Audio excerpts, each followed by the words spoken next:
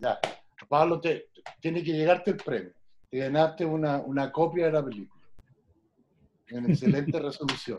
Bien, amigas y Cuando amigos, quieran. estoy a disposición de ustedes para contestar todas las preguntas o escuchar todas las opiniones acerca de esa charla un tanto accidentada por la cuestión técnica que iniciamos la semana pasada.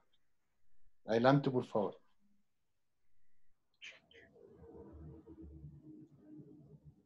¿Me escucharon? Sí, yo creo que sí. ¿Escucharon lo que dijo el Sí, Miguel? sí, Miguel. Si alguien vio la charla vía YouTube y tiene alguna duda, alguna pregunta, por favor es el momento de preguntarle a Miguel.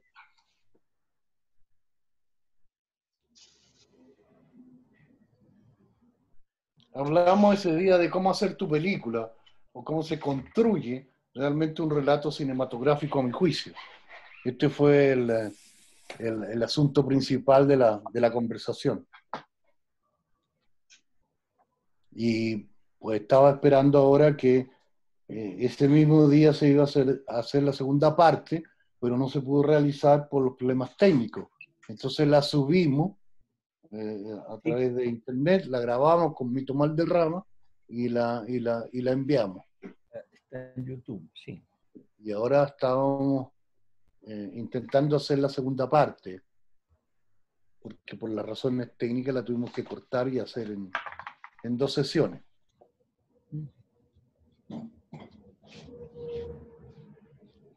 Es el momento de aclarar las dudas.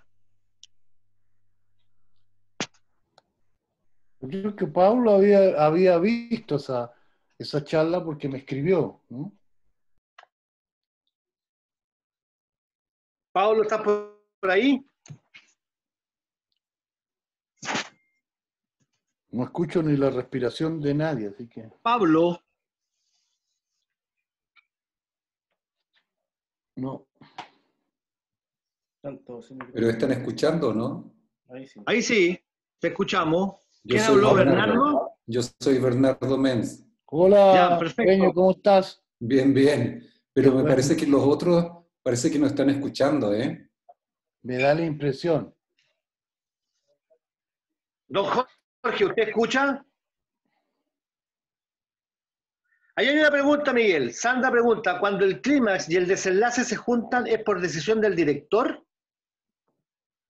Bueno, Sandra, prácticamente todo lo que ocurre en una película una vez que ya está rodada, ya está filmada y estamos en la etapa del montaje, en la cual quiero decirles que yo pienso que gran parte de la dramaturgia en el cine no está ni en el guión escrito, ni en los autores que firman como guión, sino que está en el editor. Por eso es una cuestión a discutir.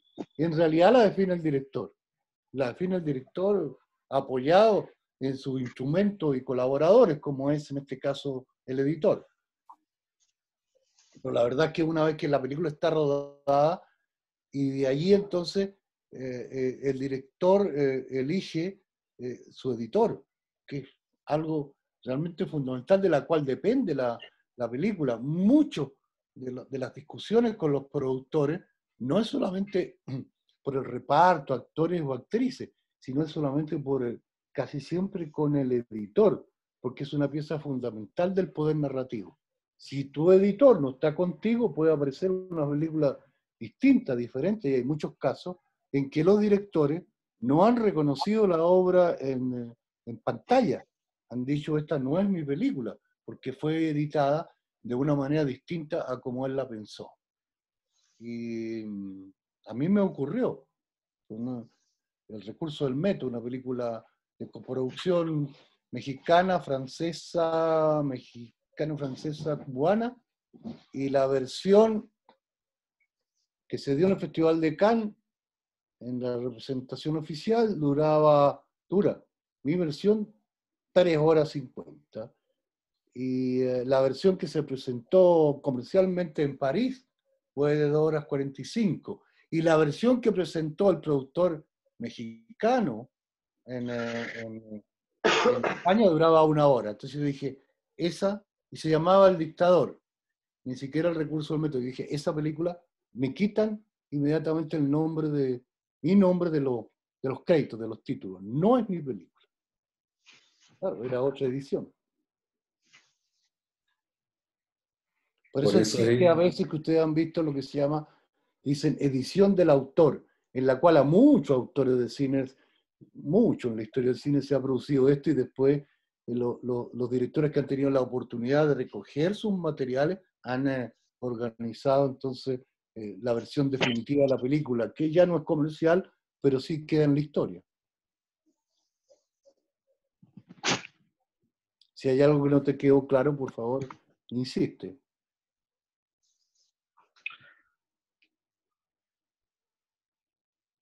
¿Aló? Ahí está escribiendo alguien, espérate un poco. Miguel, muchas gracias, me quedó clarísimo y lo voy a investigar porque yo soy súper ignorante del tema, pero me encantó la respuesta, muchas gracias. No, de nada, mira, en esto somos prácticamente todos y ignoramos todo, ¿eh?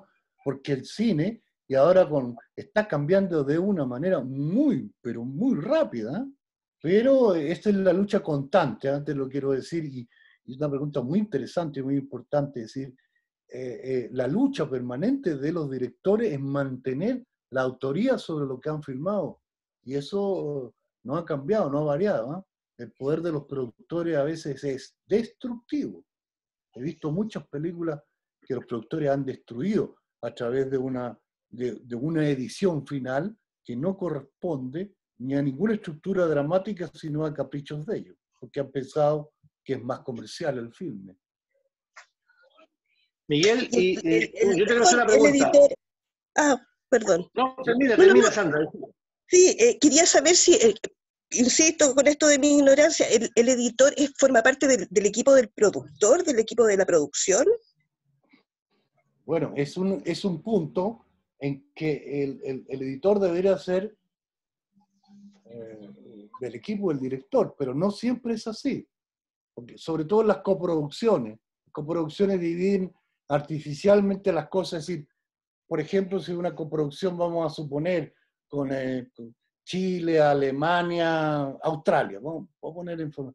Entonces, tantos técnicos de Chile, tantos técnicos del otro país, tantos actores del otro, y de repente se hace unos equipos que son muy heterogéneos, muy poco heterogéneos, muy disímiles, muy complicados. Y entonces el director tiene que seguir en su trabajo. Aquí estamos hablando en off the record y entre nosotros, pero es público, en realidad yo lo hago público. Tiene que seducir siempre. Si te tocó que el editor fuera, en esta coproducción, fuera australiano, tienes que tratar de ganarte al editor hacia la película, hacia lo que tú quieres decir. Esto parecería que todo el mundo está por lo mismo, ¿no? Por cumplir el superobjetivo del filme, pero en los términos industriales, y Bernardo lo sabe muy bien, no es así. Uno tiene que luchar palmo a palmo en cada uno de los puestos que son todos importantes. Pero el editor es fundamental, sin duda. Se entiende, muchas gracias. Al contrario, gracias a ti. Aquí hay una pregunta escrita, Miguel, dice, espérate. La persona que escribió el link, ¿la puede hacer por el micrófono, por favor, que se borró la pregunta?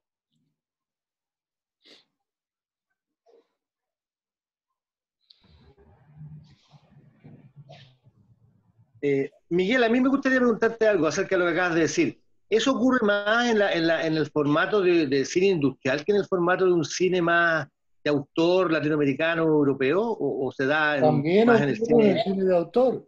También ocurre. Tú no tienes el poder, tú lo sabes, de contratar a nadie. El director dirige la película y escribe parte del guión, pero luego los técnicos son contratados por la producción.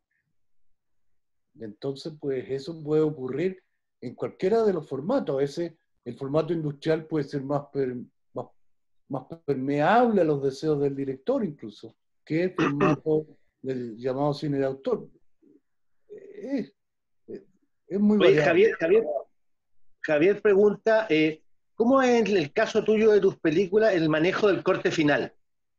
Es siempre mío, en lo absoluto, en lo absoluto. Eso lo dejo claro desde el primer momento. Eso no dejo, pero ni un momento, ni un resquicio, nada, de nada, de nada, nada, nada, ni un solo fotograma, nada, con el respeto más grande por los colaboradores que es el editor y por el colaborador de la edición de sonido, pero ni un solo fotograma. Y asumo la responsabilidad total. Si es un acierto, será del equipo. Una frase muy manía, pero es cierto en el cine. Si hay un error, es mío, pero nadie me puede tocar el corte de la película, de ninguna manera. Ni ahora, que estaría desesperado en estas situaciones que estamos viendo de ir a filmar una película, si viene un productor y me dice, pero el corte final es mío, no lo aceptaría, no filmaría. Prefiero no hacerlo. Pero el corte final... Mira, Paulo agrega, dice, y dentro de tu obra, con respecto al corte final, ¿cuál sería a tu juicio la obra más cercana a tu mirada y la más lejana? No. Pablo, quisiera que me lo preguntara directamente porque no entendí exactamente. Pero quiero terminar la pregunta anterior y preguntar si está satisfecho la persona que me preguntó con la respuesta, o si quiere agregar algo. En cuanto al corte final, que es un asunto crucial en la relación que uno tiene con la cinematografía. Que siempre nos quejamos, decimos, bueno, cuando uno quiere escribir un poema, o una canción, o escribir un cuento, tiene las páginas en blanco, y uno las llena como quiere. Bueno, últimamente los editores también quieren cambiar las ediciones de los libros, construir de otra manera las novelas, las van haciendo ahí como en equipo, que quedan unos híbridos espantosos. Pero en el cine es más agudo. Claro. Ahí hay otra pregunta. Pero lo de Pablo no, es que no he contestado lo de Pablo porque no me interesa mucho, pero quisiera entenderla. Pablo, ¿tú puedes preguntarle directamente a Miguel, por favor? Tienes tu micrófono cortado, Pablo. Pablo T. aparece acá.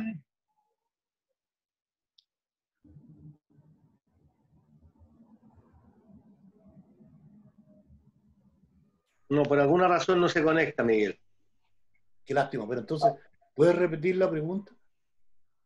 Dice, Pablo, ¿escuchas ahora?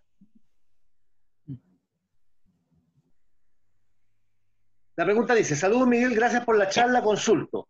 Y dentro de tu obra, con respecto al corte final, ¿cuál sería a tu juicio la obra más cercana a tu mirada y la más lejana? Bueno, la más cercana, sin duda, es El Chacal de Nahuel Toro, La Tierra Prometida. La Tierra Prometida, con todas sus variantes de montaje, que son muchas, a veces repito una y otra vez la misma escena y la vuelvo a repetir, de forma muy poco ortodoxa, buscando narrar de un modo casi oral la película, me parece muy cercana. Me parece muy cercana también Actas de Marusia. Me demoré mucho tiempo en editar. La gente en México, muy buenos amigos en los estudios, estaban acostumbrados a otro ritmo y yo pasé por 2 editores y me demoré mucho también. Es absolutamente cuadro a cuadro prácticamente. Y La Última Luna, Dawson, fue un trabajo muy grato. Hice con una editora mujer, maravillosa ella, porque nos trabajamos muy bien, muy bien, la Chiñoli. Muy bien, la adoro, la extraño mucho. Porque a veces me rescataba cosas que yo había cortado y me las ofrecía de nuevo, de otra forma. Y me ayudaba mucho a respirar la narración, también con Miriam Talavera, también editora mujer, que edité Alcino y el Cóndor. También es muy cercano a mi forma, diría yo, de hablar, de respirar y de pensar. La más lejana, yo creo que es Tierra del Fuego, porque fui perdiendo el interés en la película. Yo creo que los caballos aparecen muy bien en esa película. Se ve en la Tierra del Fuego. Pero fui perdiendo un poco el interés porque se produjeron muchas variantes dentro desde la narración original hasta la narración final. Yo quería un gran fresco sobre la Patagonia, sobre la opresión, los cambios de la conducta humana, de los líderes, del poder, pero no sé, tenía que verla de nuevo para ver cuán cercana está hoy en día para mí. Quizás, como decía Carpentier, había muchas manos en la cazuela y él decía que cuando mucha gente mete las manos en la cazuela es desabrida. Puede ser esa. Había una pregunta que le íbamos a dar la pasada al señor Pastene, creo. Javier, ¿tú tenías una pregunta que hacer? Sí, hola. Hola. Acá tengo una pregunta. Hola. ¿Dónde ¿Dónde estás? soy estudiante. Levanta la mano, por favor. Te lo No, es que no está con cámara. Estoy ya, solo ya. con micrófono. Bueno, hola, ¿qué tal? Bien, Miguel. Primero que nada, bueno, soy estudiante de cine y admiro su cine, la verdad. Muchas gracias. Encuentro que ha hecho muy buenas películas para nuestro país y me parece súper interesante lo que usted hablaba respecto a lo del corte final.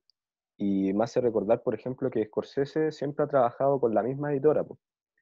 O sea, con la misma mujer que le edita las películas. ¿Cómo ha sido su experiencia para editar las películas? ¿Usted se sienta con el editor, Siempre. habla con él o usted las hace? Hablo hasta dejarlos cansados, agotados. Yo creo que después de trabajar conmigo se toman unas vacaciones para quitarse un poco encima el litín, porque no dejo nada al azar, nada, ni nada tampoco. Si compartimos opiniones, muy bien, pero si no, queda la opinión mía siempre. Es decir, y siempre digo, y me río un poco, y le digo a mis alumnos, cuidado, les digo que la palabra director se parece muchísimo a dictador, no es lo mismo, porque uno trabaja sobre los consensos, pero cuando no hay consenso, opera el criterio del autor, en este caso del director. Y yo he trabajado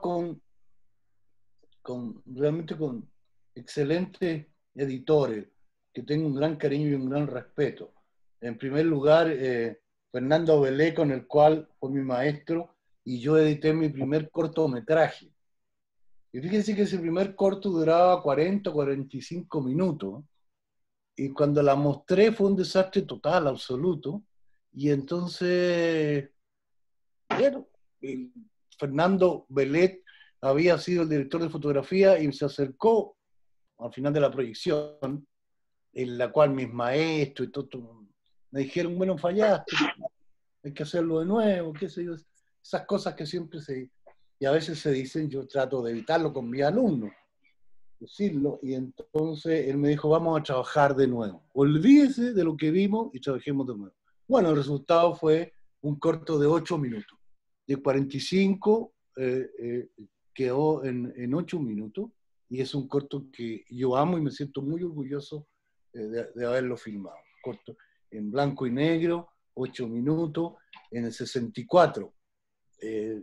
Se ven los niños que viven debajo del Mapocho en esa época, la pobreza, como los mendigos, y ese mundo es exiliado, es expulsado de la ciudad cuando llega la madrugada, y entonces la fuimos componiendo ya la versión definitiva a través de la canción de Patricio Mans, que se llama También por la Tierra Ajena, buscando los espacios musicales. Bueno, con Pedro Chaskel fue el Chacal de Nahuel Toro. Largo invierno, larga experiencia con Pedro, trabajando en una moviola, como veía antes, que eran como una máquina de coser. Entonces se apretaban unos pedales y empezaba la película a pasar.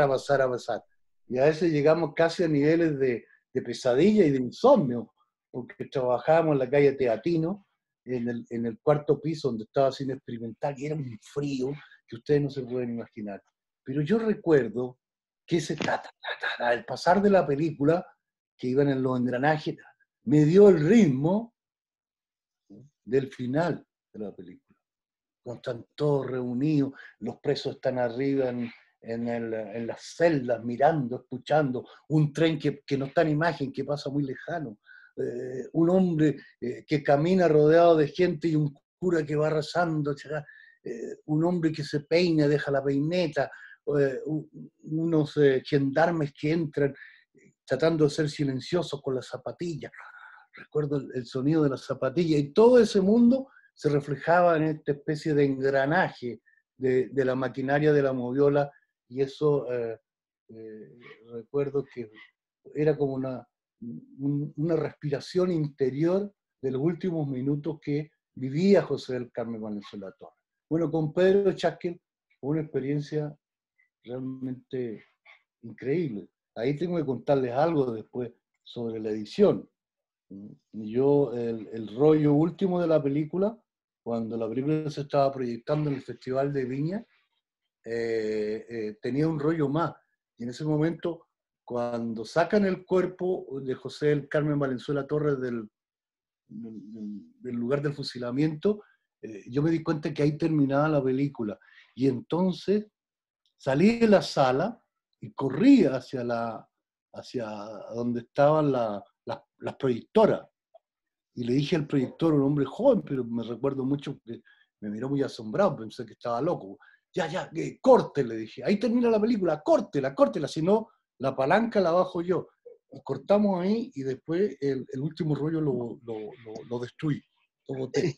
La película terminaba ahí. O sea que la edición terminó ahí, en la primera proyección con el público. Yo quería que la película fuera inconclusa. Yo no quería que terminara, porque si no, el final venía a ser como una reconciliación del público con el cine, y el público se iba a ir tranquilo para su casa. En cambio, así terminaba en la inquietud de la muerte injusta del hombre que había sido recién asesinado frente a sus ojos. Después trabajé en México con Aupar, Ramón Aupar, en Actas de Marusia, un editor que no era editor de la industria todavía, sino era editor de la Escuela de Cine, de la UNAM, donde editaba los cortometrajes de los alumnos.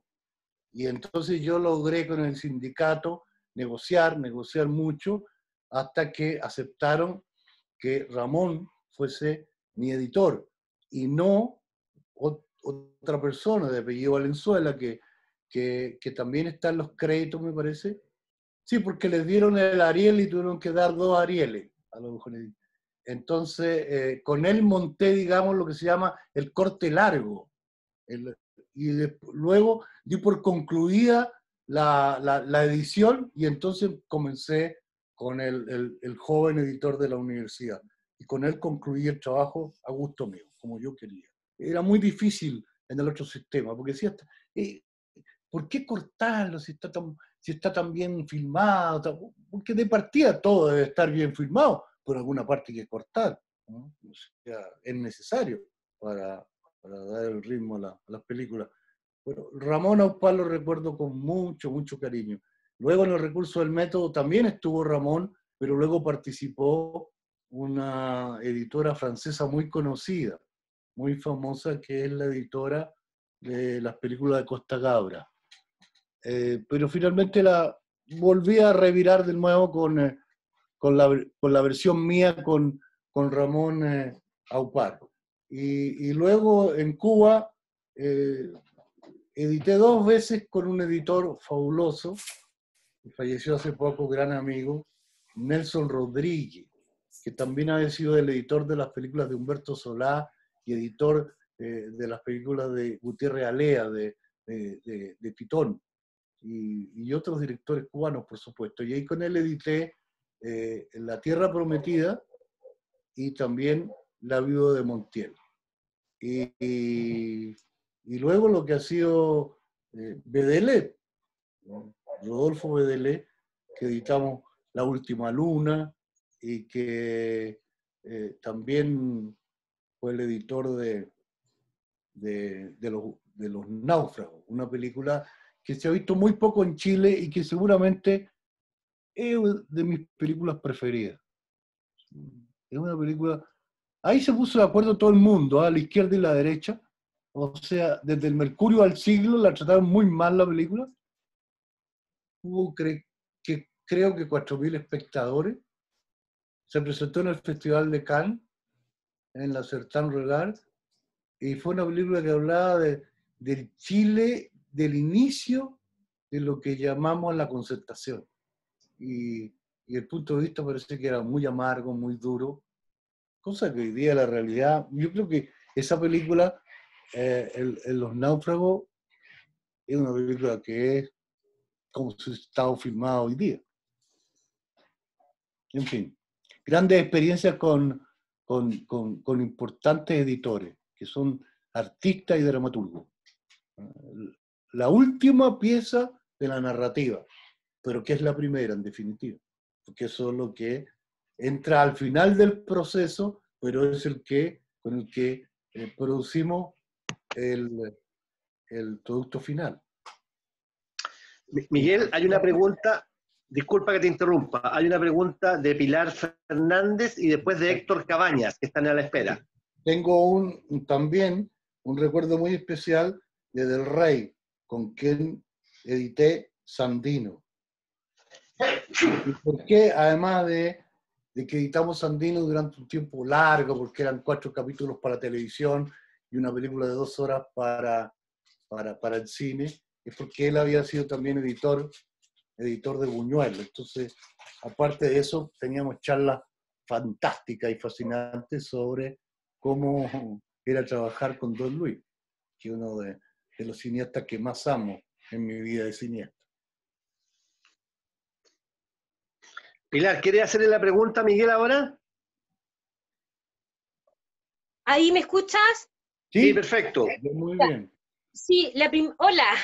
Hola. Buenas tardes. Buenas tardes. La primera pregunta, entendiendo, yo vengo desde el área del teatro, entonces entendiendo que el teatro se escribe para ser representado y visto por un espectador, y el cine también se escribe, pero para ser grabado, filmado, y también se presenta frente a un espectador. Pero independiente de eso, ¿cuál vendría siendo la diferencia cuando uno se plantea escribir un guión a escribir una dramaturgia de teatro?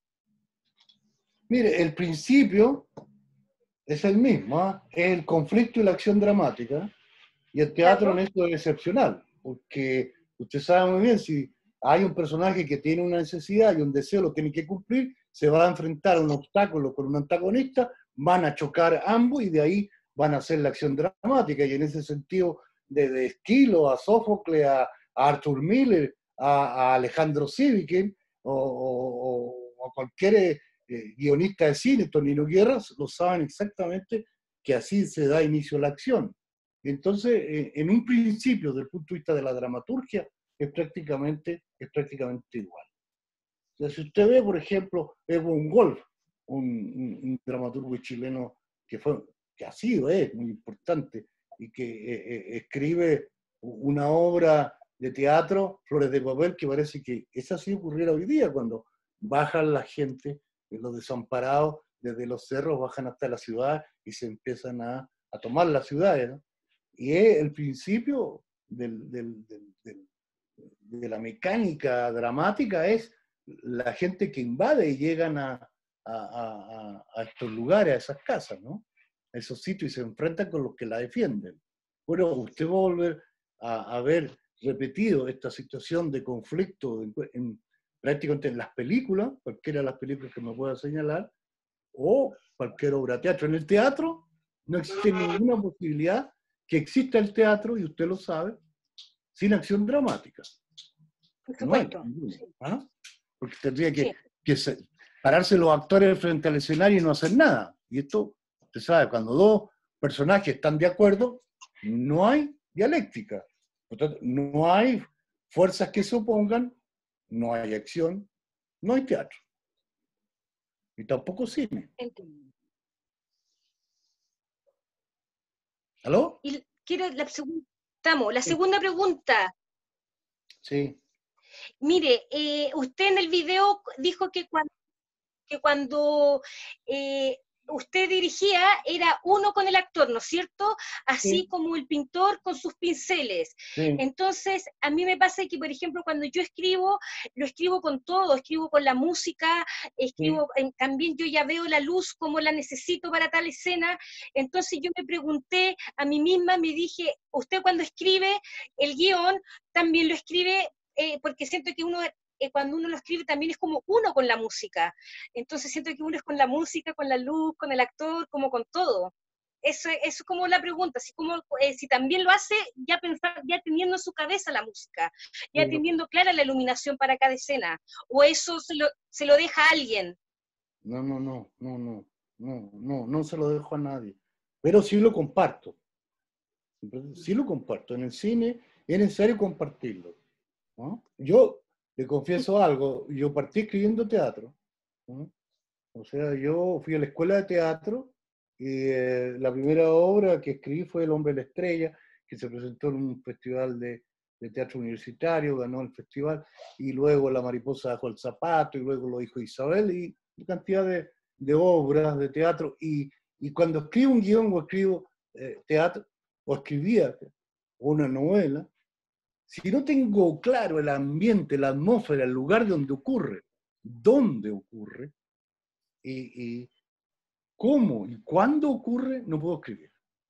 Necesito verlo, necesito tenerlo allí presente, necesito tener esa realidad. Y ahí empiezan a hablar la gente. Porque a partir de tener, de hacerlo muy interno el fenómeno y el drama, decir, ¿qué quiere este personaje? ¿Qué quiere esta mujer? ¿Qué quiere este hombre? Y entonces, ¿con quién me enfrento? Y a veces, pues claro, los diálogos me salen hablando en voz alta, claro, sin duda. Lo que usted hace es lo que uno tiene que, lo que uno hace. Es claro. Porque si uno no se imagina todo lo que ocurre, ¿cómo entonces podría darle vida a los personajes? Porque el teatro, ¿verdad?, que es el arte fundamental de la dramaturgia, sin duda. Además, el cine se nutre del teatro, sin duda.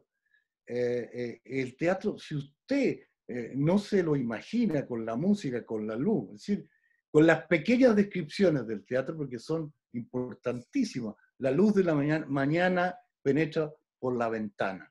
Una mujer le baña la luz en el rostro. Ella se levanta y camina hacia la penumbra. Bueno, comenzamos el relato, pero la vimos primero. Esa sería mi respuesta, pues, si está satisfecha, y si no, pues... ¡Apruebo! ¿Ah? ¡Apruebo! Ah, ya, gracias. Yo también. Mire, Miguel, hay una pregunta de Héctor Cabañas. Héctor, ¿le quieres preguntar a Miguel o te la leo? ¿Ahí me escuchan? Sí, perfecto. Mira, don Miguel, yo le quería preguntar, yo sé que usted escribe la mayoría de sus guiones, pero ¿piensa usted que siempre se debe ser así, que el director escribir su propio guión? Y si en el caso de que sean dos personas distintas, ¿cómo debe ser la relación entre el director y el guionista? ¿Desde el primer día comenzando a escribir la historia o cómo lo ha vivido usted? Mire, yo a través de toda mi carrera cinematográfica, de más de 50 años, siempre he tenido una esperanza, ¿eh? Que aparezca alguien con un guión y me lo pase y me diga, ¿quieres filmar mi guión? Pero nunca me ha ocurrido así, nunca me ha ocurrido así. Y lo desearía a veces, ¿eh? Y entonces, claro, siempre comienza el proyecto, uno tiene la historia y empieza con esa historia a buscar cómo realizarla. Y va contándola en una parte, va contándola en otra, va contándola a los actores, va contándola a los técnicos, va a los principales, al director de fotografía, y va contándola, intentando seducir a los productores para que tomen algún riesgo. Y claro, si uno encuentra personas que quieran escribir el guión con uno, perfecto, comenzamos desde ahí y empezamos a trabajar los dos. O él puede comenzar a trabajar y plantearte y ofrecerte un guión y una idea. Y este tema lo toco mucho en las charlas que vienen las charlas siguientes que vienen, que son la adaptación al cine desde la literatura. Cuando hay un autor, por ejemplo, que le entrega a uno 2 o 3 páginas y le dice si te interesa, y uno empieza a trabajar sobre esa base y empieza a compartir con él la inquietud y a conformar un equipo que puede tener varias cabezas pero un solo cuerpo. Yo pienso que ese es el secreto, ¿eh? Varias cabezas pueden estar pensando y sintiendo, pero hay un solo cuerpo, que es el que da finalmente el guión definitivo. Pero digo, siempre, y eso lo he conversado con muchos directores distintas generaciones, distinta edad, y muchos de ellos comparten eso, que están siempre como esperando que un guionista llegue con el guión ya escrito. Y a uno le fascina como si lo hubiese escrito uno mismo. Pero no tengo frontera en ese sentido, por eso digo. Puede ser que lo escriba uno, puede ser que lo comparta con otra persona, pueden haber 3 personas realizando. Esto ocurre también mucho en la serie de televisión, porque cuando tienen 6, 7, 8 capítulos, indiscutiblemente que van participando diversos autores en los guiones. Si bien hay una escaleta en la cual el director o el autor principal va a tener una responsabilidad mayor, también la va compartiendo esa escaleta y se van escribiendo los distintos capítulos con uno u otro autor. El director debe tener mucho, como llaman en el boxeo, juego de cintura. Y saber cuándo corresponde, vienen los golpes duros, también agacharse, como lo hacía Godoy, que es una gran historia por lo demás. Y ahí viene el dicho de agáchate Godoy, no sé si alguno de ustedes lo conoce. Sí. Oye, Miguel, soy Bernardo. Hola, hoy. ¿Qué tal? Oye, No te veo, ¿no? ¿Estás? No sé. Está ya en nuestra página. Allá te vi, ya. Bueno, volviendo a las palabras del inicio, queda claro de que hay que llevarse muy bien con los productores, primero que nada. Pero siguiendo, que con respecto a cómo hacer la película, hay una parte fundamental que son los actores. Sí. A ver, ¿cómo piensas y eliges a los actores cuando estás escribiendo el guión y luego el trabajo, ya en el rodaje mismo, con cada uno de ellos, los diálogos, los ensayos? Es decir, cuéntanos algo de esa experiencia que es muy interesante. Sí.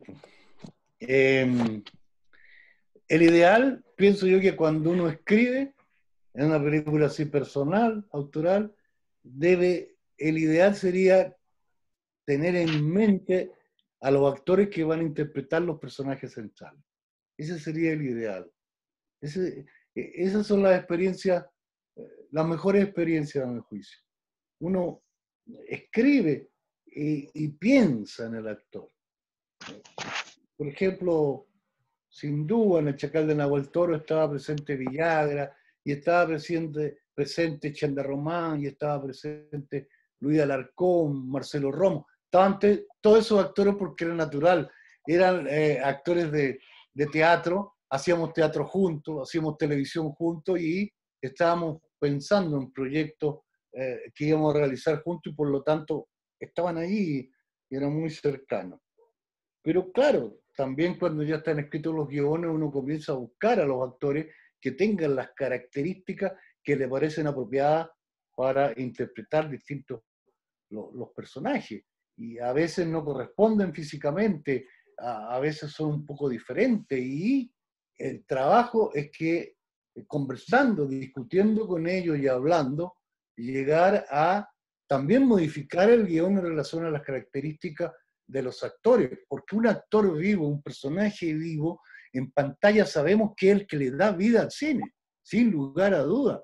Cuando hablamos del director consideramos que es muy importante el autor, pero este autor, a diferencia de la literatura o a diferencia de la pintura o de la poesía, está trabajando con seres vivos que son los que encarnan los sentimientos y que encarnan las ideas de uno. Y por lo tanto es necesario, eso no se impone. Hay muchos colegas míos que a veces hemos discutido y me han dicho, no, yo al actor le digo lo que yo quiero. Sí, pero no es así. El actor se tiene, a través de su sensibilidad, a través de su preparación como instrumento, como actor, hacer suya nuestro sentimiento y nuestras ideas. Por lo tanto, es un trabajo en el cual hay una gran generosidad y de entrega, naturalmente, también de su parte. Yo respeto mucho, mucho, mucho a los actores, a las actrices, porque son los que finalmente van a transmitir, ¿no? Y vamos a llegar al espectador, o no vamos a llegar a partir de que ellos estén dispuestos, no por lo que dice el contrato ni los acuerdos, sino que estén dispuestos desde el alma, y el alma no se, y el espíritu no se administra por ningún contrato. Es un problema, bueno, no un problema, es un desafío permanente, permanente de uno. Ahí se está jugando uno prácticamente su película. Y tú sabes que cuando uno está filmando piensa que su película es lo único que existe y entonces está jugando la vida en realidad. Y claro, cuando el actor se separa o se produce un quiebre con el actor, las cosas se ponen muy difíciles para todos. Para el director, por supuesto, pero también para el resto del equipo, también para el director de fotografía, también para el sonidista que está allí captando el sonido directo y la respiración y la atmósfera de lo que ocurre. Si una actriz no está dispuesto, recuerdo, por ejemplo, gran problema en una escena de una película, ella va vestida de novia, vamos a filmar el casamiento, un casamiento popular en una aldea en Nicaragua, y entonces viene la actriz y yo vamos a filmar y de pronto veo que hay una incomodidad entre el director de fotografía, yo, la escena, hay algo ahí que no funciona. Y miro y la veo que entra con bototo. Bototo. Entonces, claro, le dolían los pies, sin duda. Pero una novia con bototo. Entonces yo digo, oye, mira los bototos. ¿Pero qué te importa? No, sí me importa mucho, disculpa. Pero si el plano está al plano medio y tú, que me tomen de plano medio hacia arriba, que no es así, no hemos llevado tan bien siempre. Este es tu personaje, una chica delicada, una niña inocente, naif de pueblo, que se casa con el gran jefe, pero los bototos no puedo filmar. Así que mientras no te saquen los bototos, no vamos a filmar nada. Y aquí hay 200 técnicos, vamos a esperar todo hasta que llegue y entres como novia, que es lo que todos estamos esperando. Bueno, finalmente la escena está filmada como novia, claro, sin bototo. Pero estas cosas ocurren. Es decir, oye, ocurren muchas veces. Yo recuerdo, por ejemplo, experiencia con una gran actriz que tiene una carrera en Hollywood importante, Katy Jurado, y a mí me gustaba mucho, y era muy difícil y muy complicada trabajar con ella, pero yo me entendía con ella. Que a veces ocurre mucho eso, ¿no? Es el director el que se entiende con ellos y los demás no. Y entonces los técnicos se acercaron y me dijeron, y filmamos en París, en una situación un poco compleja. Me dice, por favor, me dice, haga todo lo que sea posible, filme todas las escenas con ella, pero que se vaya porque no podemos más. No podemos más porque tenían malas relaciones, en fin.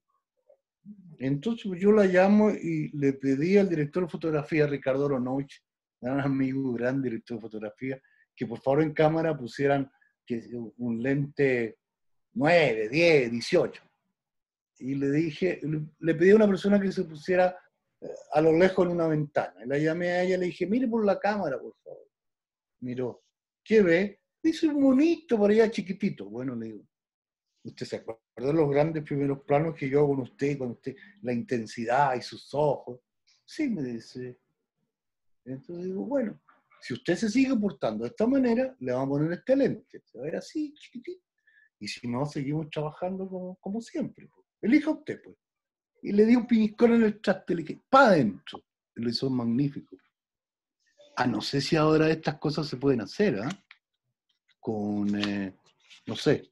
Pero la relación entre un director y los actores, uno los toca, y las actrices, no estoy hablando soy un hombre, una persona muy transparente, ¿eh? Y me pueden preguntar lo que quieran, pero quiero decir que no hay ninguna otra intencionalidad, sino es que se produzca el milagro del arte. ¿Y para que eso se produzca?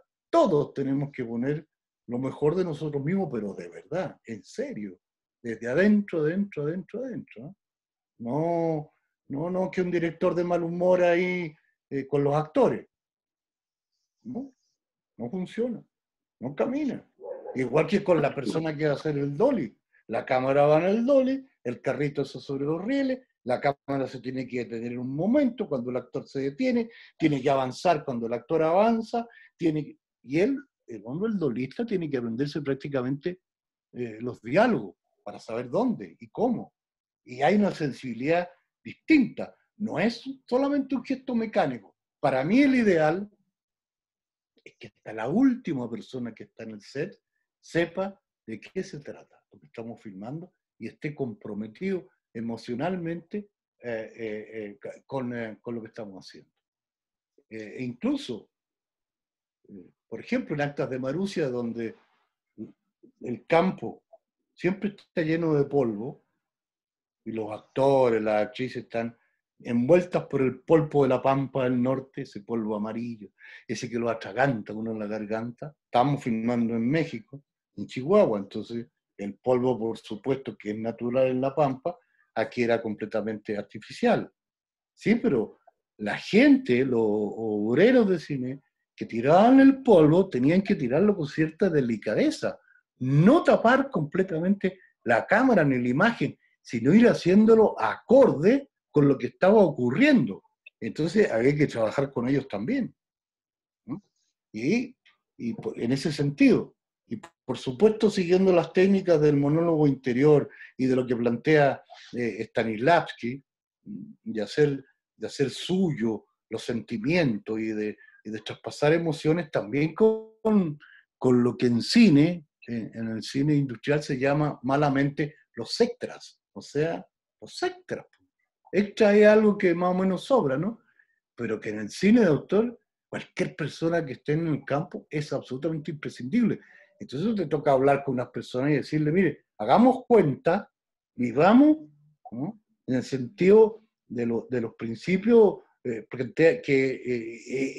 plantea Stanislavski, uno le va a hablar de Stanislavski para que decir, bueno, tiene que hacer cuenta que usted está viviendo esto, tiene que hacer cuenta que esto está ocurriendo de verdad. Piense en algún momento en su vida que usted miró con tristeza, que usted miró con pena, que usted sufrió una gran pérdida. Piense usted en algún momento en la cual estaba lleno de furia, y también en grupo, y también en forma individual, y también, cuando estaban llenos de alegría. A ver, rememoremos juntos algunos momentos de alegría, a ver, y luego entonces las cosas también en lo colectivo y en lo individual empiezan a surgir y se empiezan a tejer y empiezan a establecerse las verdades escénicas. Entonces eso, para los actores, para las personas, bueno, los actores son personas, por supuesto, naturalmente, el trabajo es muy intenso y muy comprometido, ¿no? Y entonces yo trato de no intervenir en lo que son las comidas, o que la gente tenga sus momentos libres, o no ir con el tema de la película a cuando están desayunando, por ejemplo. No, que desayunen y que coman y que estén tranquilos y estén con sus pares, pero en el momento que entran al set, empezaron a entrar todos a un lugar que es sagrado, sin duda, mágico, sin duda. Y eso es, esa atmósfera hay que crearla con uno, con el otro, con la otra, con todos. Esto, y disculpen lo que voy a decir porque me recuerda a estas cosas que hacían en los internados, los curas. Yo estuve internado todo, descubra en mi adolescencia y mi infancia. Entonces, que hay que separar aquellos, ellos hablaban de manzana, la manzana podría hay que separarla. Bueno, algunas veces ocurre que hay personas que no funcionan en el equipo, que no quieren estar en el equipo, que no son partícipes de ese acto alado, maravilloso y sagrado que es filmar, y no quieren ser parte de ese cuerpo colectivo, y uno tiene que decirles que es mejor que se vayan. También ocurre.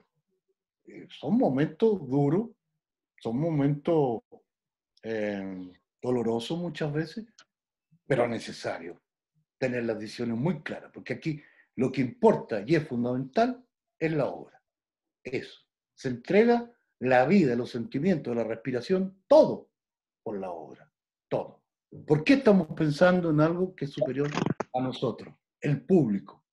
Si no pensamos que la gente que va a ver esta obra y que la va a ver el público, el cine no existe ni tiene sentido. ¿Qué sentido tiene arriesgar todo en madrugada, en noche, bajo las tormentas, bajo todo, si no es por algo superior a nosotros? Y ese superior es el espectador. Para él va dedicado todo nuestro esfuerzo. En cualquier época, no importa, hay películas que yo hice pensando en 25 años más. Pensé, ahora quizás no la van a entender, pero será necesario e imprescindible en 25 años más. Bien, podría hablar horas sobre esto porque realmente me apasiona mucho. Gracias, Bernardo, por la pregunta. Miguel, hay una pregunta de Vicente, quiere preguntarte algo. Hola Miguel, Hola. mucho gusto saludarte, ¿cómo estás? ¿Qué tal? Bien, bien, ¿y tú? Bien. Miguel, una pregunta, mira, de acuerdo al punto de vista de la nueva narrativa, las nuevas miradas, ¿verdad? ¿Qué películas chilenas del último tiempo te han llamado la atención, las has encontrado interesantes? Voy a ocupar esos términos, pero en realidad lo que te pueda gustar o lo bueno o lo malo es súper subjetivo. Pero, claro, de ese cine nuevo, de esa narrativa nueva, de las últimas películas chilenas, ¿cuáles te han parecido interesantes o te han llamado la atención? Me gustó la valentía y la postura y el arrojo de Justiniano en Cabros de Mierda. Me gustó su apuesta. Era arriesgada, era compleja, ya sabía, yo creo que él sabía lo que iba a decir mucha gente, hoy otra vez la dictadura, otra vez, pues como si hubiesen hecho miles de películas sobre la dictadura o sobre ese momento tan doloroso y esa herida que sigue abierta en nuestras vidas y en la historia del país. Pero él trabajó a través de ese personaje, la francesita, que me pareció muy cautivadora, y del niño, una forma distinta de ver y de contarme lo que ocurría en las poblaciones.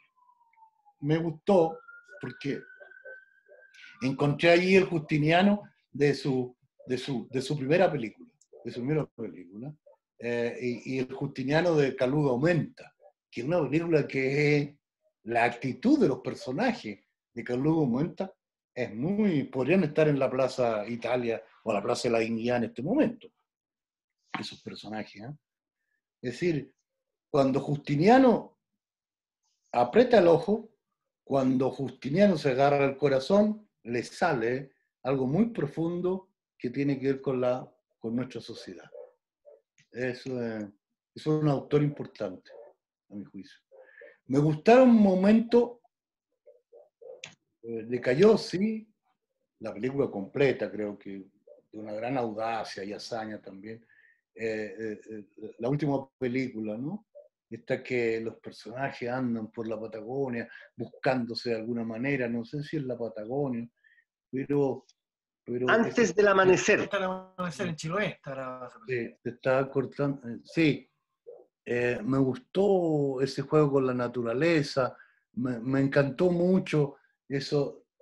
Tengo una cosa que no me permite ver. Me gustó mucho ese personaje que va buscando al sol y van encuadrando al sol. La búsqueda, la creatividad, me gustó. Quiero decirte una cosa, yo cuando veo una película, No, yo no soy crítico ni analista, ¿no?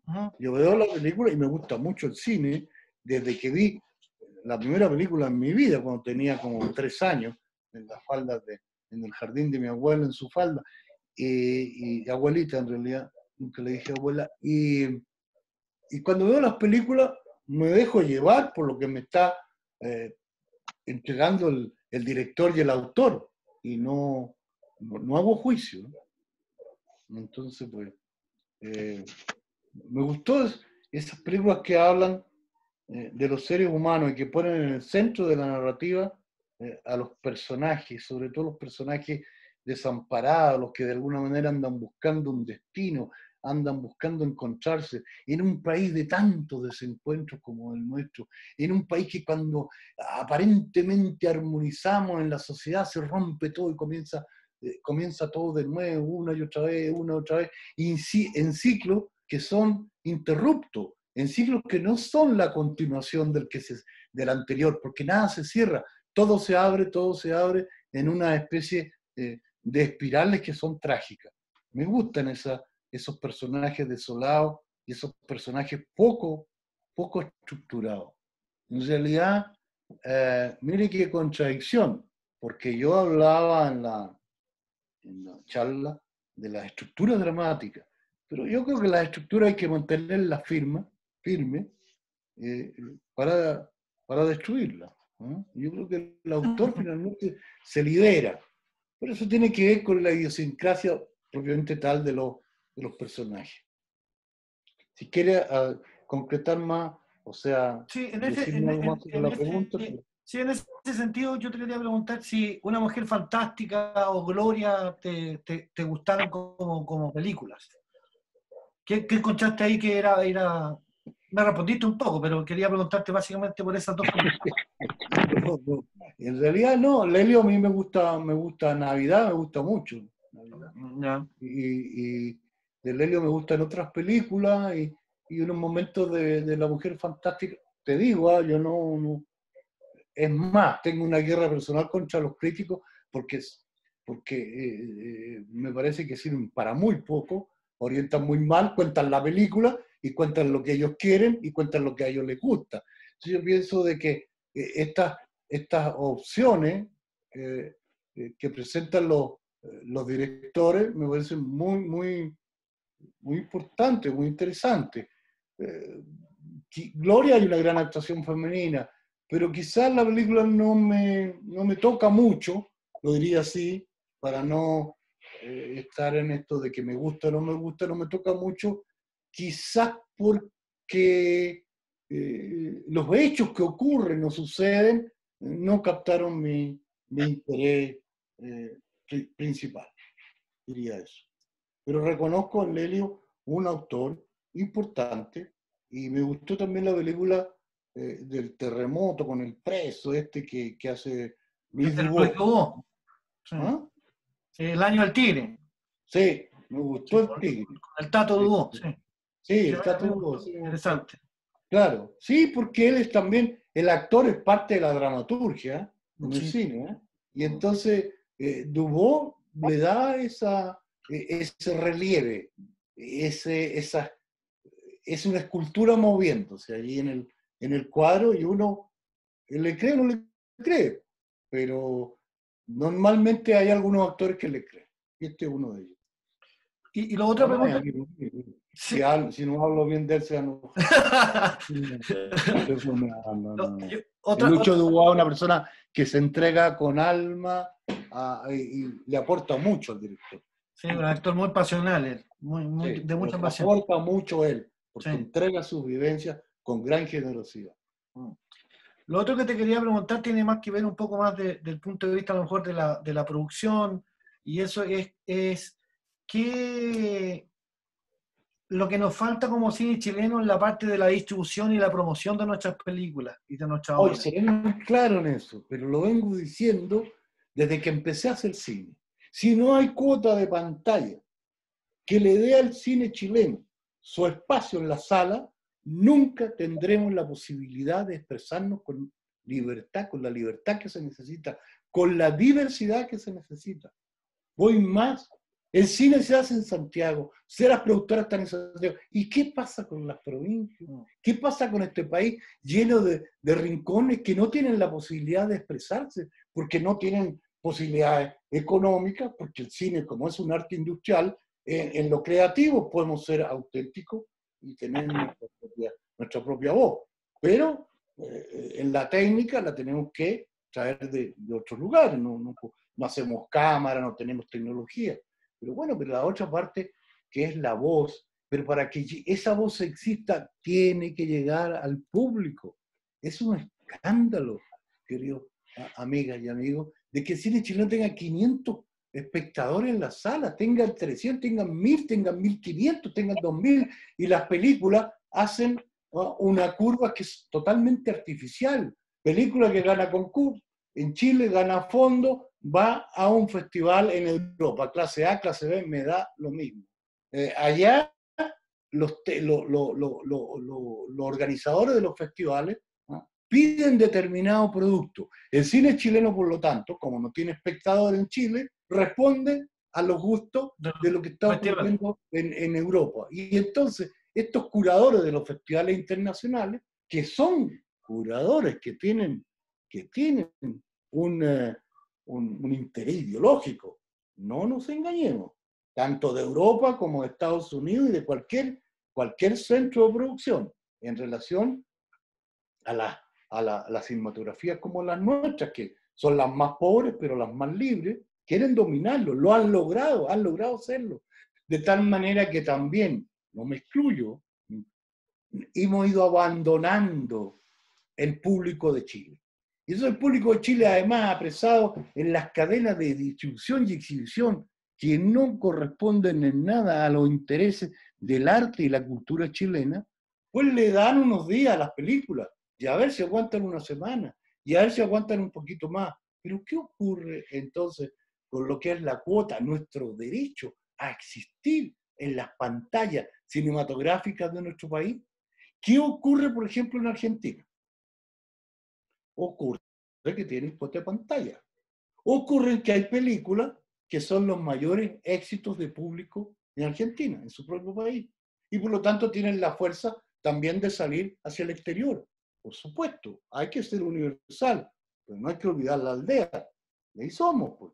Y ahí somos, como dicen los guasos de Colchagua. Y entonces, bien, bueno, sí, pues, de alguna parte somos. Eso es lo que nos da la identidad y la pertenencia. Nuestro público es lo que nos da la fuerza. Ahora, ¿qué pasa, por ejemplo, otro ejemplo? En Brasil, por supuesto, se autosustentan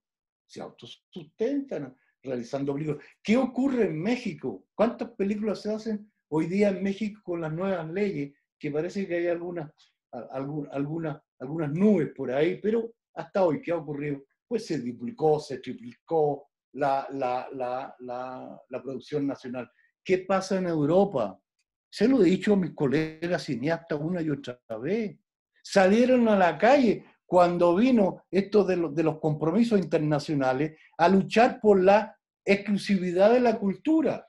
O sea, la cultura no entra dentro de los paquetes en los cuales se firman esto de los acuerdos internacionales. ¿Ah? Los tratados internacionales.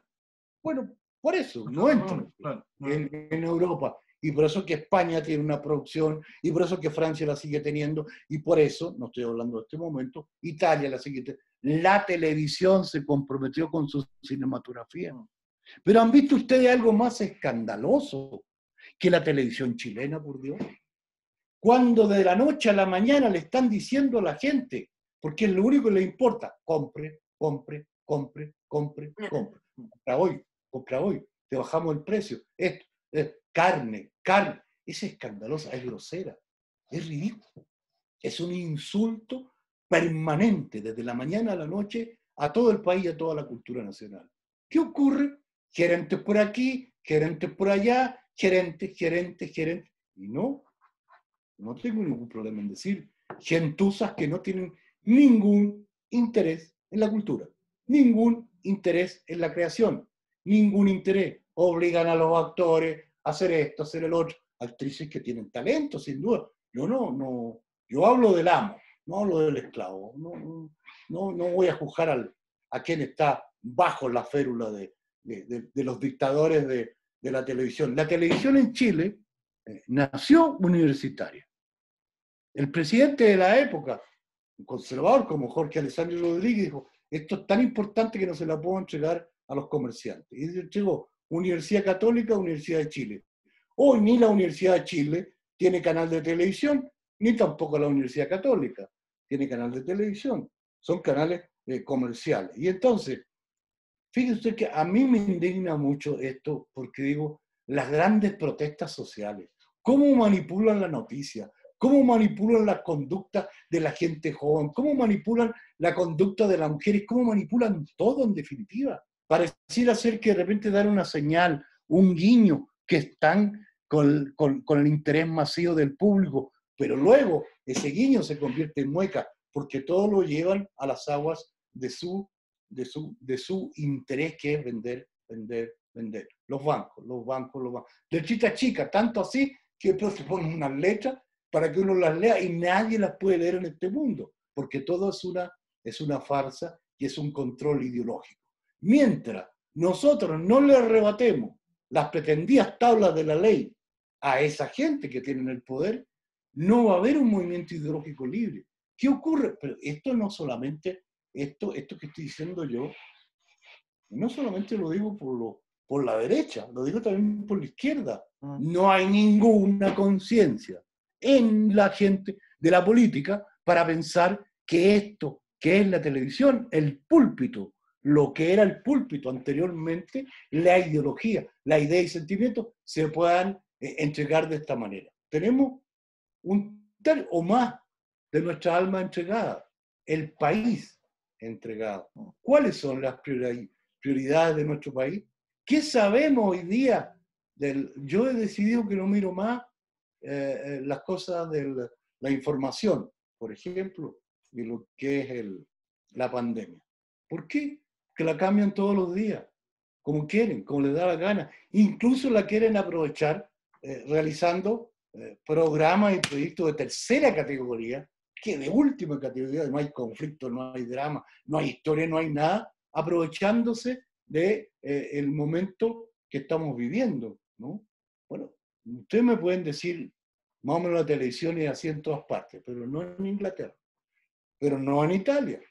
Pero claro, hay canales que toman pura diversión y vulgaridades, pero hay canales como la RAI 3 que coproduce con el cine, y hay todos los canales franceses que coproducen, y la televisión española, por ley, una parte de su presupuesto lo tiene que gastar en películas, en programas culturales, en programas de verdad culturales. Colombia este último tiempo ha logrado un poco un avance en ese sentido también. ¿Qué? La televisión colombiana ha logrado un poquito avanzar en ese sentido también. Relativo, pero estamos bastante relativo y discutible. Pero quiero decir de que en Chile, en conclusión, no tenemos ley. La ley es espuria. ¿Y por qué todos de acuerdo con una ley que es absolutamente espuria? Me pregunto muchas veces, ¿y por qué la falta de oportunidades? La dinámica de verdad de oportunidades para los jóvenes. O sea, un joven quiere competir, para hacer una película, tiene que competir con los llamados, comillas, consagrados. Claro. Es totalmente desnivelado la posibilidad de competir, tanto para el llamado consagrado como para el que se inicia. No, es lo mismo, una sola ventanilla para todo el año. No es ventanilla abierta tampoco, no funciona. Los proyectos tienen que ser de un año para el otro y para el otro, no tiene ninguna actualidad. Esto, desplazar el interés, ¿por qué? Porque no hay ventanillas abiertas tampoco. Es una política cultural de una torpeza que realmente me admira el cómo no tenemos ninguna capacidad para cambiarlo y transformarlo. Ninguna. Entregada completamente a intereses que no son ni del arte, ni de la cultura, sino que son del comercio y de los intereses ideológicos de cada gobierno que pone los curadores, supuestamente, entre comillas, que van a votar por los proyectos que a ellos les interesa. Y entonces, bueno, ¿por qué el cine chileno no llega? Pero ¿cómo va a llegar? Si hay que reconducir todo, pues. Y de allí entonces, que en nuestro proyecto, y disculpen, del Instituto de Alto Estudios Cinematográficos de Audiovisuales de la Universidad de O'Higgins, tenemos proyectos muy concretos en relación a dinamizar lo que es la cultura y el cine en las regiones. Será poco, es lo que podemos hacer ahora, porque el objetivo, el gran objetivo será cuando logremos a través de una nueva constitución discutir este problema. Y esto es la nueva constitución, la ley de pantalla, la ley de la cultura. Hay que discutirlo. ¿Cómo? La nueva norma, la nueva normativa.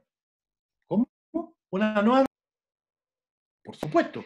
Tiene que haber una normativa en la cual se le plantee a la nación, al pueblo chileno, por qué esta nueva normativa.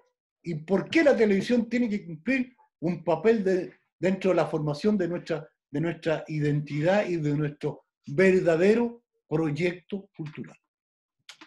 Muchas gracias, Miguel, te pasaste. No me pasé. Podría estar hablando un día entero. No, verdaderamente, porque me aflige tanto que seamos un país con una cabeza gigantesca y unos piececitos así que sostienen la cabeza.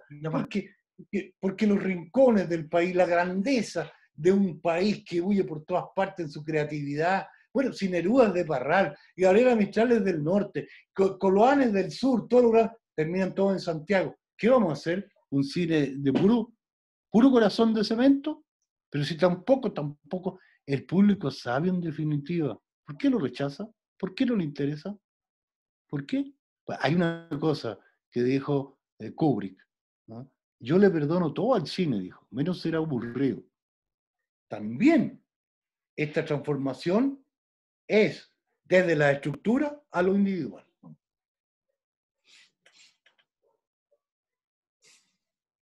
¿Alguien me puede preguntar ahora qué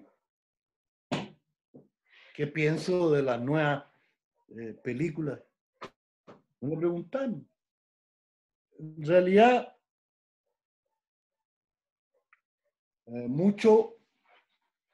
poco cine, mucha alfombra roja.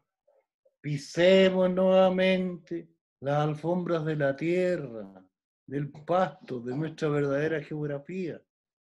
¿Qué alfombra roja ni qué 8/4? Son mentiras, cineastas chilenos. Son mentiras. Fábula, jóvenes cineastas. Solamente tu público es el que te otorga la libertad. ¿Hay alguna otra pregunta, estimados, que le quieran hacer a Miguel? ¿Alguna duda en relación a la charla? Yo tengo muchas. ¿Aló, se escucha? Sí. Sí, perfecto. René, dale nomás. Bueno, primero, sí, agradecer la oportunidad y las charlas que están muy buenas. Y una pregunta por el caso del documental, o sea, perdón, no documental, sino del cortometraje. Cuando yo estoy realizando un cortometraje, también se aplica la ley de las tres, digamos, partes de la película, como son la presentación, el desarrollo y el clímax, o puede que una de esas partes el desenlace. Casi siempre el clímax, perdona que te corrija, está incluido en el desenlace. Lo que pasa es que a veces el desenlace es el clímax. Bueno, pero eso es una discusión irrelevante. Sí, yo diría que cualquier narración, incluso una narración oral, tiene una presentación de personajes, de ambiente, de atmósfera y de la historia para luego desarrollarla y finalizar. Yo creo que todo lo tiene, ¿no? Incluso el relato oral el relato oral chileno, ¿no? Ese que, de la costumbre chilena de la tortilla corredora que se hacía alrededor de los braseros, cuando la televisión no intervenía tanto y la gente se juntaba a contar cuentos. Un narrador iniciaba, ¿no?, el cuento, lo narraba, lo contaba, y otro lo retomaba en el punto que él terminaba, hacía una nueva presentación, otro desarrollo y desenlace, y el otro en términos circulares. Era una forma narrativa maravillosa. Pero yo diría que hasta en un poema está. Si tú piensas, Neruda, por ejemplo, por decir algo, y dice, puedo escribir los versos más tristes esta noche. Escribir, por ejemplo, la noche está estrellada y tilitan azules los astros a lo lejos. El viento de la noche gira en el tiempo y canta. Sentir que no la tengo, oír que la he perdido. Ya comenzó, presentó y comenzó a hablar de sus sentimientos, de sus deseos. Sentir que no la tengo, oír que la he perdido y oír la noche inmensa, más inmensa sin ella, etc. Hay poemas que estructuralmente son, estamos hablando de poesía, que alguien puede decir, pero la poesía no tiene estructura, sí la tiene. Desde el Farewell, desde el fondo de ti y arrodillado, un niño triste como yo nos mira. Yo no lo quiero amada. Y sigue. Hay personajes, el poeta, el que canta y el que escucha. Ella escucha, yo no lo quiero, pero la amada sí lo quiere. Bueno, yo diría que sí. Gracias. Yo diría que, además, algo que no dije en la charla, porque tuve algunos problemas con hacerlo de nuevo, pero en la primera charla sí lo había dicho, es que tú puedes tener presentación, desarrollo y desenlace. Y le preguntaron a Jean-Luc Godard, el gran cineasta francés y gran cineasta no del siglo pasado, sino de los 60, así que fueron años fundamentales para la creación de una conciencia distinta en el mundo. Sí, estaba de acuerdo, y él dijo sí, pero no necesariamente en ese orden. Y yo estoy de acuerdo. Usted puede cambiar el orden, pero lo va a ver, y de una u otra manera se va a ligar, pero busca encantar. Si tú piensas que cuando estás haciendo tu cortometraje, estás pensando en el público, hace la diferencia de todo. Estás pensando que alguien te escucha y hace la diferencia. Porque estas charlas de alguna manera son magníficas, porque uno les ve las caras y uno sabe que tiene que esforzarse para hablar, para captar tu interés, pues. Por supuesto. También cuando uno está haciendo el corto o la película, yo no hago diferencias tampoco entre el corto, el medio o el largometraje. Fíjate tú, que hay una película, por ejemplo, que está escrita por Marguerite Duras, que se llama Hiroshima, mi amor, que es una de las películas que más ha captado mi atención como espectador desde la adolescencia hasta hoy. Y era al director, Alain Resnais, le encargaron un documental sobre Hiroshima. Y en el camino, él cambió ese documental por una película en la cual interviene Marguerite Duras y el texto de ella, y ya no es ni documental ni ficción, es dialéctica, es algo único y diferente en la historia del cine. Y dobló la mano el realizador. El texto es pura literatura y poesía. No sé si hay presentación allí en eso, no sé dónde está, pero no importa. El interés, la pasión que capta ese relato, las imágenes de pronto no ilustran, nunca ilustra el texto, eso sí, nunca ilustra el texto, por favor. Que es un problema que caemos todos en algún momento, ilustrar con imagen lo que está diciendo el texto. No, hay que... se separan, se unen de otra forma, son consubstanciales. Es como el Padre, el Hijo y el Espíritu Santo en la presentación, desarrollo y desenlace. Es consubstancial al misterio. Gracias, Miguel. Me queda Gracias súper a ti. claro.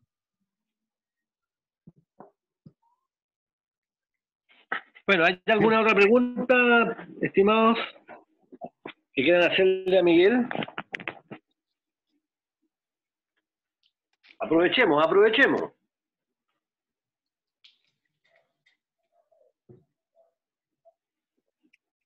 Miguel, tal vez contarle un poco de los programas nuevos que tenemos en la universidad o lo dejamos más para el final. Claro, yo en este momento no estoy en condiciones de, de dar avisos publicitarios, pero estoy tan internamente comprometido con la charla y con las preguntas tan interesantes que me hicieron, que les doy las gracias porque me ha permitido expresarme. Les cuento de que estamos trabajando ahora y preparando las nuevas charlas. Son adaptaciones en el cine, la adaptación de literatura y el cine, y también una charla sobre la fotografía en el cine, y luego vendrá también una charla que estoy preparando sobre el trabajo del director con los actores y con las actrices.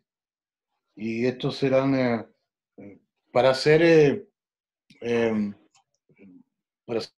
¿cómo se llama? Para ser proyectados, transmitidos. Para ponerlos en internet en YouTube. Sí, para ponerlos Como la misma charla anterior. en internet, como la charla anterior, porque resulta más sencillo desde acá donde tenemos condiciones difíciles para conectarnos con internet. Fíjense ustedes que nosotros tuvimos que trasladar desde Valmilla a Santa Cruz, desde mi casa, a una oficina que nos prestaron aquí, en la cual los dueños de casa no están, por supuesto, de donde aquí se emite el internet de la zona. Y por eso que hemos tenido esta posibilidad de conversar sin interrupciones con ustedes. Y yo francamente, le agradezco mucho las preguntas. Y quiero decirle que como realmente nada se hace con tanta felicidad o tanta alegría, o en un estado tan eufórico como filmar una película, también estas posibilidades se dan cuando uno conversa con la gente que tiene interés, la pasión, y los alumnos, para nosotros, los del instituto, que nos hemos juntado en un grupo de cineastas, son lo más importante y lo más fundamental.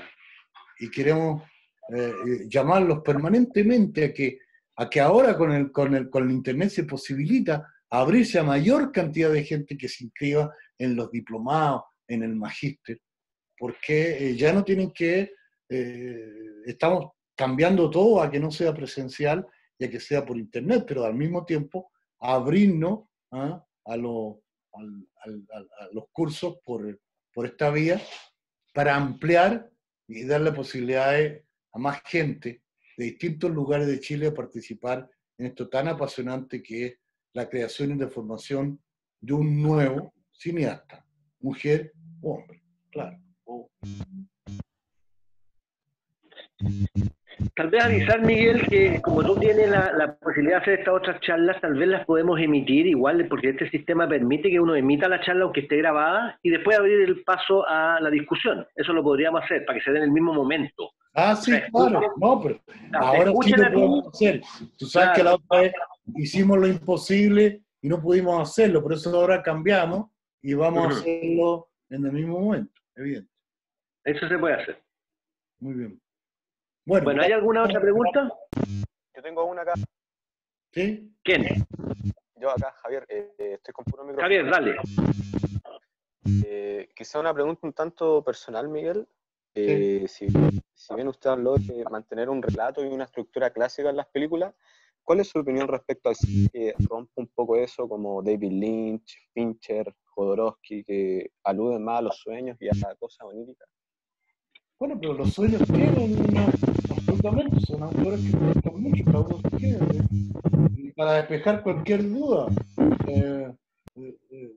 Jodorowsky me parece un autor de gran creatividad y que teje en un mundo de ensueño y concepciones a lo mejor distintas a lo que podría ser un cine realista. Pero ¿qué es la realidad? David Lynch es un autor que admiro profundamente. Y los sueños, pues mire, yo leo mucho a Jung, ¿no? Y leo mucho a Jung permanentemente. Y uno de mis libros de cabecera es Jung en que habla de los sueños. Y me parece que uno sueña para vivir o vive para soñar, no sé, pero creo que es algo tan importante en la creación, ¿no? Escribir, ¿no? Filmar, es un sueño también. Claro, es un sueño. Entonces, la creación, toda la creación para mí entra en esa zona ligera, alada, sagrada, con la cual se definía en la Grecia clásica la poesía.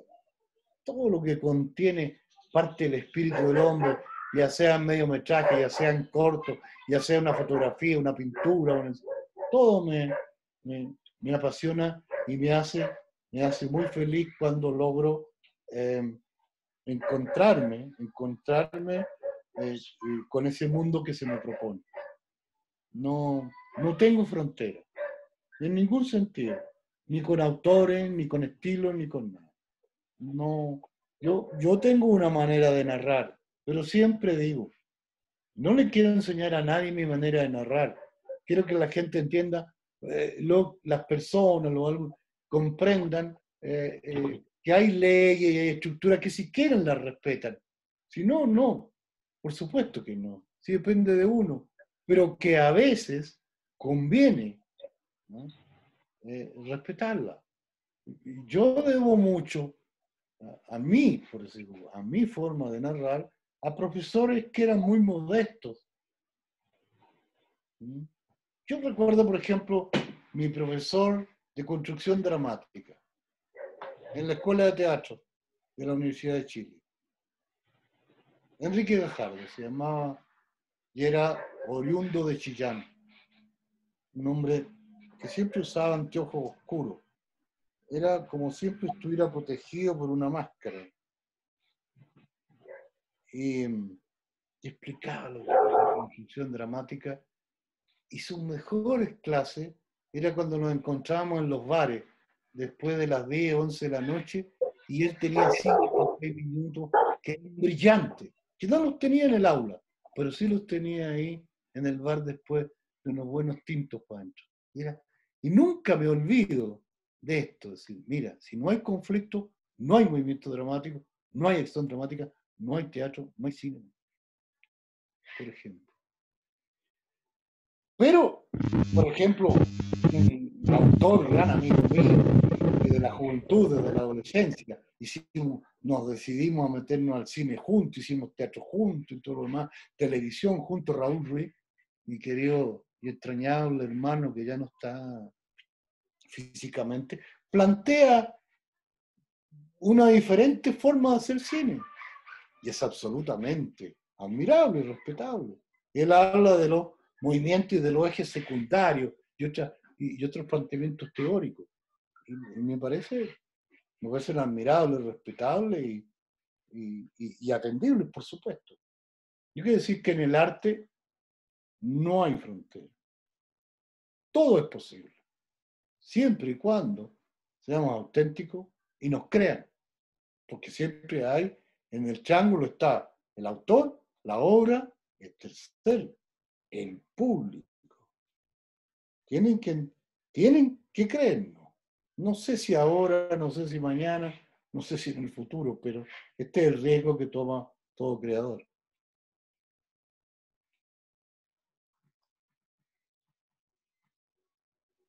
No sé si estás satisfecho con la respuesta. No sé si en vista del tiempo, porque ya llevamos casi una hora 45, si hay alguna otra pregunta que quieran hacerle al director Miguel Litín. ¿Quién decía? Parra no decía que todo lo que él tenía era tiempo. ¿No era Nicanor Parra? Parece que sí, parece que sí. Gran poeta, gran. Sí, pues. Está bien, Ricardo, ¿qué? No, pregunto, si alguien más quiere preguntarle algo, o estamos ok con la charla. Recuerden los dejarlo invitados a la charla del viernes que viene, el viernes 8 de mayo. Este viernes no vamos a hacer charla porque es 1 de mayo, es feriado. y viene Gonzalo Justiniano con cómo hice mi película Caluga Aumenta. Para que estén atentos. La Guerra Fría. Los hijos de la Guerra Fría es la primera película que yo vi de Justiniano. Muy buena, muy buena. Por ahí véanla, porque es verdaderamente valioso.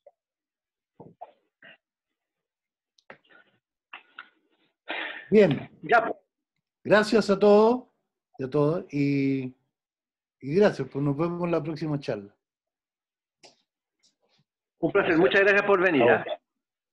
Chao. Chao, gracias.